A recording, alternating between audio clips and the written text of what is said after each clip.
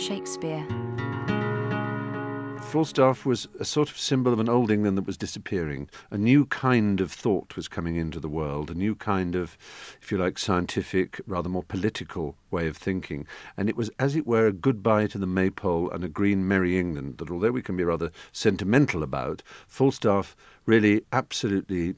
he gigantically symbolised it. He stood astride an England that was all about getting slightly too drunk, not being very responsible, being old-fashioned and hearty and very, very funny. He's in Arthur's bosom, if ever man went to Arthur's bosom. I made a finer end and went away, and it had been any Christom child. I parted even just between 12 and 1, even at the turning of the tide. For after I saw him fumble with the sheets and play with flowers and smile upon his fingers' ends, I knew there was but one way, for his nose was as sharp as a pen, and a babbled of green fields.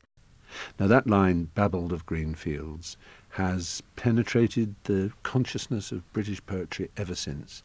It's something quite marvellous. He was babbling because he was just delirious on his deathbed, but he was also saying goodbye to an England. So I bade me lay more clothes on his feet.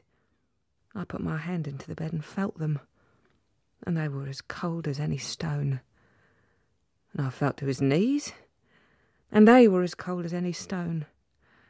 And so upward, and upward, and all was as cold as any stone.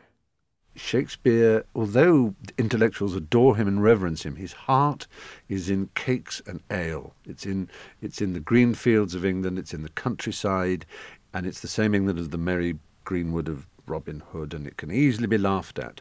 But the dark forces of Italian Machiavellianism and of politics and of, the new learning casts all in doubt, as John Donne said.